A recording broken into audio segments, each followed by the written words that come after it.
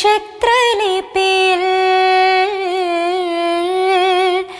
പവിഴ കൈനഖമുനയാൽ പ്രകൃതിയ കവിത പകർത്തി വച്ചു. അന്നതു ഞാൻ വായിച്ചു. വന്നു കണ്ടു കീഴടക്കി എന്നെ കേളി പുഷ്പമാക്കി.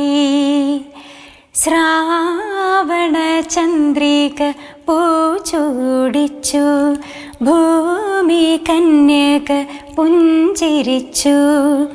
അവളുടെ ലജ്ജയിൽ വിടരും ചൊടികളിൽ അനുരാഗ കവിത വിരിഞ്ഞു.